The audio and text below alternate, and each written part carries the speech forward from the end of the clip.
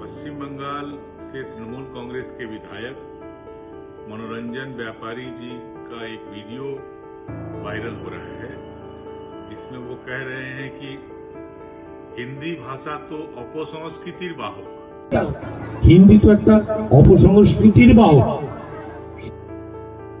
अब तृणमूल कांग्रेस को ये क्लियर करना चाहिए कि तृणमूल कांग्रेस भी उनके ये जो आशय है हिंदी भाषा के बारे में वो जो सोचते हैं, क्या तृणमूल कांग्रेस भी इसका समर्थन करती है? यदि तृणमूल कांग्रेस इसका समर्थन नहीं करती तो क्या वो अपने इस विधायक को अपने इस बयान के लिए माफी मांगने के लिए बाध्य करेगी? चुनाव के समय हम लोग देखते हैं कि तृणमूल कांग्रेस के द्वारा पूरे बंगाल में प्रचार किया जाता है कि हिंदी भाषी संघ दीदी। चुनाव के समय हिंदी भाषी संघ दीदी, और जब चुनाव पार हो जाए तो उनके ही विधायक हिंदी भाषियों को, हिंदी भाषा को अपमानित करेंगे, हिंदी भाषा के बारे में ऐसे शब्दों का प्रयोग करेंगे, ये ठीक नहीं है। हर भाषा का सम्मान होना चाहिए। बंगाल में रहने वाले हम जो हिंदी भाषी लोग हैं, हम ऐसा विश्वास करते हैं कि बांग्ला भाषा के बिना हमारा काम नहीं चलेगा। हम बांग्ला भाषा को बहुत सम्मान करते हैं।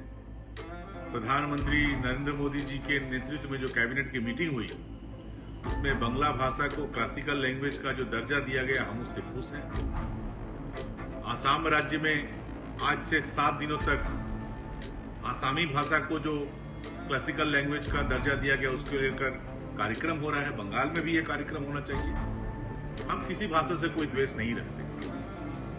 रविंद्रनाथ टैगोर के गीत एकला चलो रोए, इस गीत को लेकर कपिल शर्मा शो में जब इसे अपमानित करने का प्रयास किया गया, व्यंग्य किया गया, तो उसके खिलाफ हम लोग मुकर गए।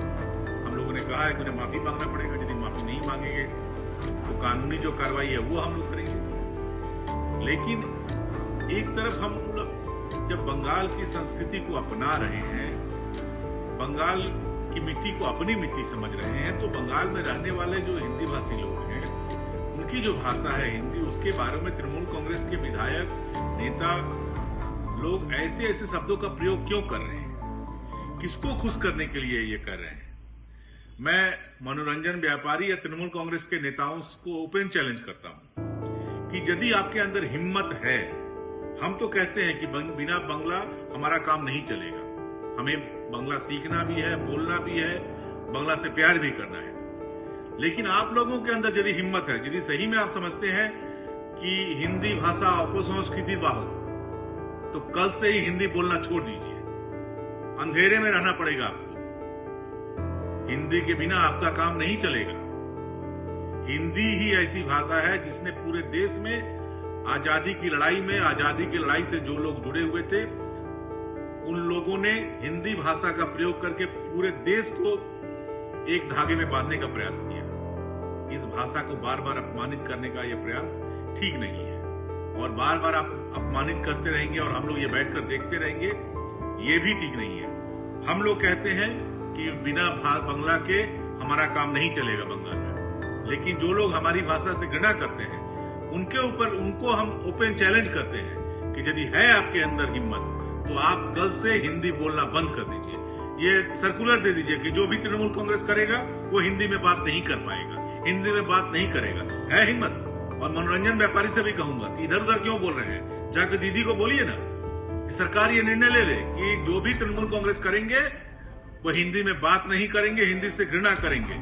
ये आप कहिए, उसके बाद देखते हैं कि कितने दिन आप सत्ता में रह पाते हैं। और आप लोगों के ऐसे व्यवहार के कारण ही बंगाल में विभाजनकारी शक्तियां बढ़ रही हैं।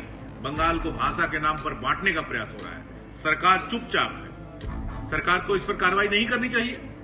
अपने विधायक, तृणमूल कांग्रेस का विधायक है, और तृणमूल कांग्रेस में जो लोग हिंदी भाषी नेता हैं, मैं उनसे भी पूछना चाहता हूं, कुर्सी इतनी प्यारी है क्या?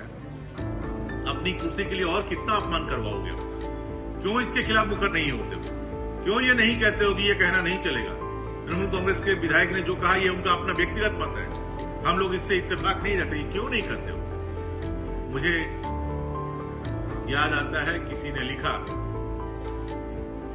कि संभाल नहीं सकते तो छोड़ क्यों नहीं देते? ये कुर्सी ही तो है, जनाजा तो नहीं। मैं तृणमूल कांग्रेस में जो लोग अपने आप को हिंदी भाषी नेता के रूप में दम भरते हैं कि हम लोग बहुत हिंदी भाषियों के हिमायती हैं, मैं उनसे कहना चाहता हूं, शर्म करो।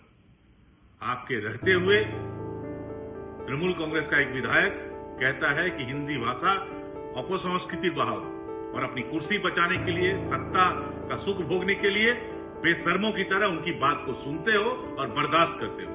डूब मरने की बात है। मैं सारे लोगों से निवेदन करूंगा, बंगाल की यह संस्कृति नहीं है।